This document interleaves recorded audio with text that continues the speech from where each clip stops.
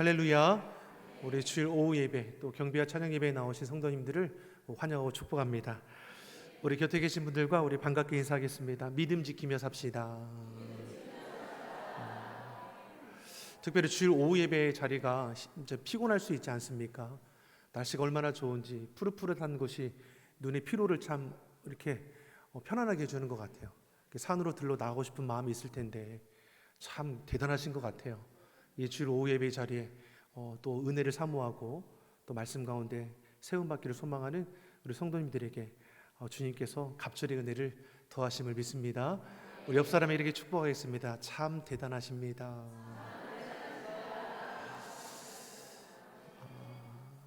다음 주에 또 만납시다.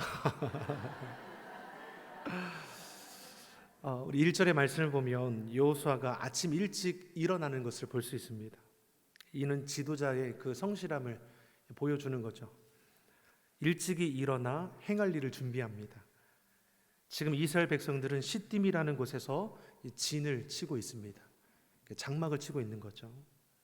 그곳에서 여리고 성으로 2명의 정탐꾼을 보내었고 3일 후에 그 성의 정세를 살피고 돌아온 정탐꾼으로부터 이제 보고를 받았습니다. 어떤 보고를 받게 됩니까?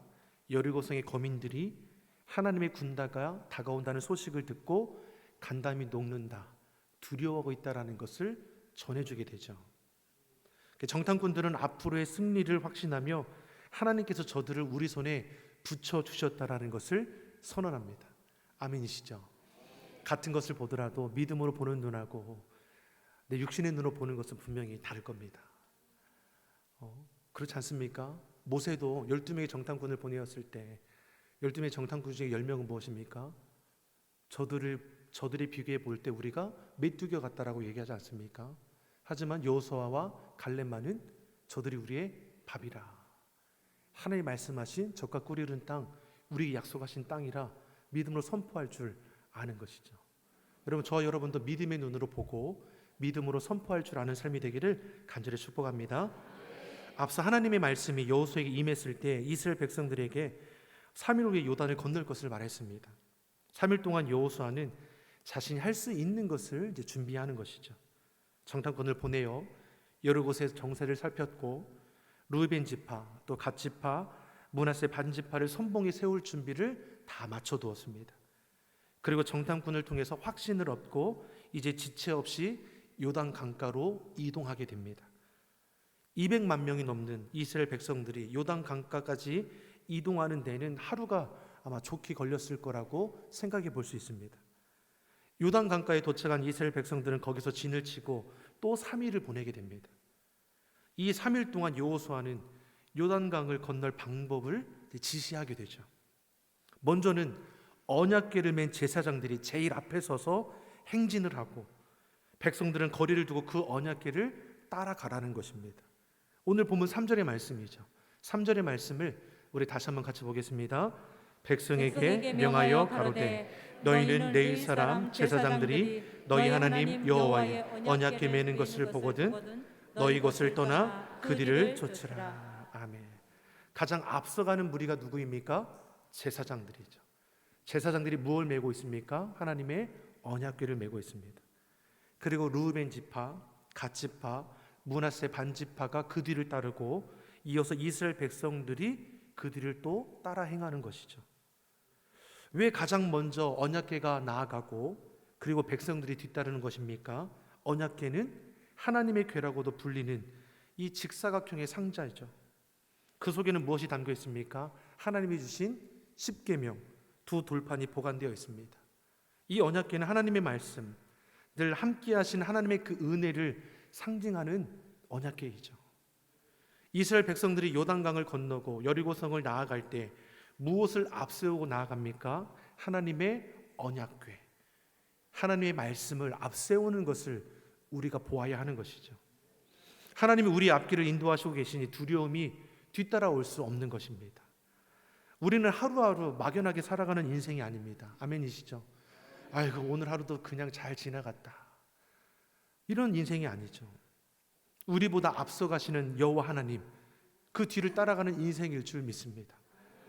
이스라엘 백성들이 광야 생활을 통해서 배운 것이 무엇입니까? 구름 기둥과 불 기둥이 앞서가면 뒤따르고 멈춰서면 자신들도 꼼짝없이 멈춰섰습니다. 하나님의 말씀에 비추어 가라고 하면 가는 것이고 멈추라면 멈추었다라는 것이죠. 이처럼 하나님의 말씀에 비추어 우리 삶을 볼 수 있어야 우리 그리스도의 삶을 살아갈 수 있는 것이죠. 내 욕심 따라 내 고집대로 행동하기보다 하나님의 말씀 앞에 발맞추어 나아가는 우리 인생길이 되기를 간절히 소망합니다. 주의 말씀이 때로는 내 마음에 부딪힘이 있을 때 있지 않습니까? 내 뜻과 다를지라도 하나님의 말씀을 우선하여 순종할 때에 우리의 삶의 자리에 변화가 일어나게 되는 것이죠. 이것을 알면서도 불구하고 순종하기가 참 어렵다라는 것을 우리가 날마다 경험하게 되는 것 같습니다. 그리고 여호수아는 이스라엘 백성들에게 무엇을 말씀합니까? 성결할 것을 명령하는 것을 볼 수 있습니다. 5절의 말씀을 우리 같이 한번 읽어보겠습니다. 여호수아가 또 백성에게 이르되 너는 스스로 성결케 하라. 여호와께서 내일 너희 가운데 기사를 행하시리라. 아멘. 이제 내일이면 요단강을 건너서 이제 놀라운 기사를 이제 경험하게 될 것입니다. 홍해를 건넜던 세대는 지나가고 부모 세대에게 들었던 놀라운 기적을 이들도 내일이면 체험하게 될 것이죠. 앞선 세대에는 홍해를 건너지 않았습니까? 이야기만 들었던, 홍해가 갈라지고 마른 땅처럼 건넜던 그 놀라운 기적과 같은 사건을 다음 세대, 자녀들도 이제 체험하게 될 때가 온 거죠. 이에 앞서 여호수아가 백성들에게 명령하는 것이 무엇입니까? 너희가 성결하라는 것이죠. 하나님은 이스라엘 백성들에게 내가 거룩하니 너희도 거룩하라고 말씀했습니다. 하나님께서는 자신의 백성들이 거룩하게 되기를 원하십니다. 죄를 멀리할 뿐만 아니라 몸도 마음도 더럽히지 말 것을 우리에게 말씀하는 것이죠. 스스로 성결케 하라. 스스로 깨끗이 하라는 것입니다. 하나님은 우리에게 말씀을 주시고 주의 영으로 함께하여 주셔서 분별하게 하는 것이죠. 분별함으로 우리가 거절할 것은 거절하고 가지 말아야 할 것은 가지 말아야 하는 것이죠. 하나님께서는 요단강을 건너기에 앞서 여리고성을 함락하기 위한 방법으로 하나님의 말씀을 따라갈 것과 스스로 성결할 것을 우리에게 말씀해 주고 계십니다. 제사장들로 언약궤를 메고 앞장서서 요단강에 들어가게 하실 때 백성들도 그 뒤를 따라가라고 말씀하는 것이죠. 하나님이 홍해를 가르실 때에는 어떠했습니까? 먼저 모세로 하여금 홍해를 갈라놓고 이스라엘 백성들이 걸어가게 했습니다. 왜냐하면 처음 이스라엘 백성들이 홍해를 건널 때는 이들의 두려운 마음이 앞섰죠. 앞에는 홍해가 가로막고 있고 뒤에는 애국 군대가 병거를 타고 쫓아오니 두렵고 떨리는 마음이 있을 수밖에 없었습니다. 이때는 하나님께서 모세에게 명하여 홍해를 갈라두게 하시고 그 길을 건너도록 이끌어 가셨죠. 그런데 오늘 본문의 요단강을 건널 때는 달랐다라는 것이죠. 제사장들이 언약궤를 메고 요단강에 들어가고 있는 것이죠. 강이 갈라져 있는 것이 아닙니다.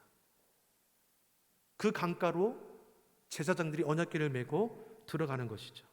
15절의 말씀을 한번 같이 보겠습니다. 뭐라고 기록하고 있습니까? 같이 읽어보겠습니다. 요단이 몸에 거두는 시기에는 항상 언덕에 넘치더라. 궤를 맨 자들이 요단에 이르며 궤를 맨 제사장들의 발이 물가에 잠기자. 자, 제사장이 어깨에 언약궤를 메고 요단에 들어갈 때가 어떤 시기라고 합니까? 모맥을 거두는 시기, 추수할 시기라는 것입니다. 근데 이때는 어떤 때입니까? 늦은 비가 내리는 시기여서 항상 언덕까지도 강물이 차고 넘쳤다라는 것이죠.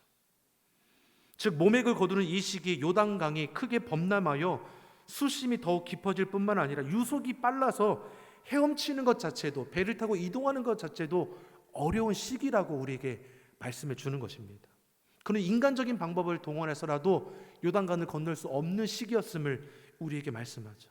그러한 곳에 제사장이 언약궤를 메고 요단강에 발을 들여놓습니다. 그 발이 물가에 잠겼다라고 15절 하반절에서 말씀하죠. 그리고 그 뒤로 루벤 지파, 갓 지파, 므낫세 반 지파, 그 뒤로 이스라엘 백성들이 순차적으로 따라 들어가고 있다라는 겁니다. 이것이 우리에게 무엇을 설명해 주는 것입니까? 홍해처럼 갈라져 있는 곳에 편안한 마음 가운데 건너갔던 것이 아니라는 거죠. 그게 범람해서 위협적인 강가에 발을 들여놓았다라는 것입니다. 제사장들과 이스라엘 백성들은 주신 말씀 앞에 믿음으로 담대히 그 걸음을 옮긴 것이죠. 하나님의 약속의 말씀을 붙잡고 믿음으로 따라가는 것이죠.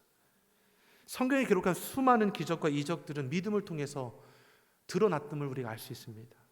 중풍병자가 치유되고 백부장 하인이 고침받는 등 모두가 믿음으로 말미암아 나타난 이적이었음을 우리에게 가르치죠. 예수님께서도 제자들에게 뭘 말씀하십니까? 믿는 자가 능치 못할 일이 없음을 말씀하지 않습니까? 이러한 믿음의 행위를 통해 오늘 본문에 어떠한 이적이 일어납니까? 언약궤를 맨 제사장들의 발이 요단강 물에 잠기자 흐르던 강물이 그치기 시작했다는 것이죠. 16절의 말씀입니다. 16절의 말씀 같이 읽어보겠습니다. 곧 위에서부터 흘러내리던 물이 그쳐서 심히 멀리 사르단에 가까운 아담읍 변방에 일어나 쌓이고 아라바의 바다 여매로 향하여 흘러가는 물은 온전히 끊어지매 백성이 여리고 앞으로 바로 건널세. 흘러내리던 물이 그치고 온전히 끊어지매 여리고 앞까지 바로 건너갈 수 있게 되었다라고 말씀합니다. 앞서 언약궤를 메고 걸어가던 제사장들이 어떤 마음이었을까? 지금으로 따지면 목회자 아닙니까? 여호수아가 저더러 강에 건너가라고 무엇 하나 아무것도 주지 않고 언약궤를 메고 발을 들이미는 이런 상황 가운데 누가 담대히 나갈 수 있겠습니까? 물론 시대의 상황이 우리와 분명히 다르죠. 하지만 무엇입니까? 믿음으로 행하는 그 걸음을 통해 하나님께서 역사하시는 은혜의 길은 똑같다라는 것입니다. 앞서 언약궤를 메고 걸어가던 제사장들이 요단강 가운데 멈춰서 백성들이 강을 건널 때까지 기다리는 것을 우리가 볼 수 있지 않습니까? 17절의 말씀입니다. 17절의 말씀을 같이 보겠습니다. 여호와의 언약궤를 맨 제사장들은 요단 가운데 마른 땅에 굳게 섰고 온 이스라엘 백성은 마른 땅으로 행하여 요단을 건너니라. 언약궤를 맨 제사장들이 온 이스라엘 백성들이 모두 건널 때까지 요단강 가운데서 굳게 서 있었다라는 것이죠. 물이 그쳤지만 여기가 이제 범람할 수 있는 상황 가운데 있는 거 아닙니까? 두려운 마음이 있을 수 있지만 담대함으로 이스라엘 백성이 다 건널 때까지 요단강 가운데서 지키고 있는 것이죠. 이스라엘 백성들이 요단강을 마른 땅처럼 걸어 건널 때 어떤 표정이었을까? 여러분 성경 말씀을 보면은 예수님께서 물 위를 걸어오실 때 베드로가 나도 걷게 하소서. 그러니까 걷지 않습니까? 비록 잠깐이지만 잠깐일지라도 그런 기적을 체험하면 여러분 어떤 심정이겠습니까? 우리도 다 기적 경험하지 않았습니까? 기도의 응답을 우리가 경험하지 않았습니까? 정도의 차이가 있지만 그 은혜를 경험한 우리가 어떻습니까? 감사가 나타나는 거죠. 이스라엘 백성들이 요단강을 마른 땅처럼 건너갈 때 그 표정이 어땠을까? 이루 말할 수 없는 그 감정이 요동치지 않겠습니까? 벅찬 감격이 저들 가운데 떨리게 했을 것입니다. 놀라운 체험을 통해 믿음으로 행하는 길이 승리의 기름을 확신하게 되는 것이죠. 아무리 강대한 요새가 가로막고 있을지라도 두려울 것이 없는 것을 요단강을 건너면서 경험하게 되는 겁니다. 아무리 하나님의 말씀이 자기의 생각에 엉뚱할지라도 여리고성을 돌라고 하니까 도는 것이죠. 소리치라고 하니까 소리치는 겁니다. 왜요? 요단강을 건너는 그 말씀의 순종함을 통해 이루어가는 믿음의 역사를 보니 그 어떠한 것도 두려움도 없고 막힘도 없는 것을 우리에게 말씀하는 것입니다. 사랑하는 성도 여러분, 우리에게도 우리 앞을 가로막는 요단강 같은 장애물이 있을 것입니다. 절망케 하고 낙심케 하고 포기하는 문제들에 우리가 마음을 빼앗기는 일이 없기를 간절히 바랍니다. 하나님의 말씀을 앞세우며 믿음으로 문제를 바라볼 줄 아는 주의 성도들이 되기를 예수님의 이름으로 축원합니다. 결코 포기하거나 절망하지 말 것은 하나님께서 우리와 함께 하신다 약속하셨기 때문입니다. 우리를 결코 포기하지 아니도 버려두지도 않으십니다. 우리의 삶의 자리에 찾아와 주셔서 동행해 줄 것을 분명히 약속하지 않으셨습니까? 여호수아서 1장 9절에서 하나님께서 여호수아에게 주시는 약속의 말씀이 무엇입니까? 우리 1장 9절의 말씀을 내게 주시는 말씀으로 우리 함께 고백하겠습니다. 내가 내게 명한 것이 아니냐? 마음을 강하게 하고 담대히 하라. 두려워하며 놀라지 말라. 내가 어디로 가든지 내 하나님 여호와가 너와 함께 하느니라 하시니라. 아멘. 사랑하는 성도들은 마음을 강하게 하고 담대히 하십시오.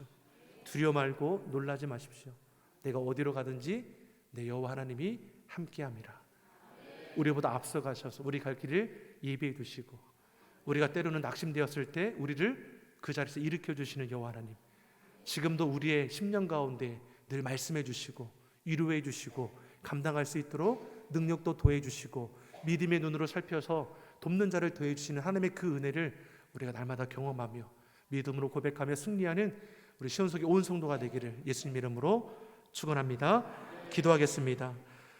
사랑의 하나님 아버지, 내가 모세와 함께 있던 것 같이 너와 함께 있을 것이라 말씀하신 그 말씀에 힘입어 여호수아가 두려움 없이 주 앞에 나아갔던 것처럼 이 시대의 주의 성도들이 주의 말씀 앞에 엎드리는 자가 되게 하여 주시옵소서. 시대의 어려움 앞에 두려워하여 낙심하여 넘어지는 자가 되는 것이 아니라 하나님의 약속의 말씀 의지함으로 마음을 강하게 하고 담대하여 승리하는 걸음들이 다 되게 하여 주시옵소서. 시대를 분별하도록 지혜를 더하여 주시고 믿음의 용기, 담대함을 주셔서 하나님의 뜻을 이루어가는 주의 성도들이 되게 하여 주옵소서. 감사드리며 예수님의 이름으로 기도드립니다. 아멘.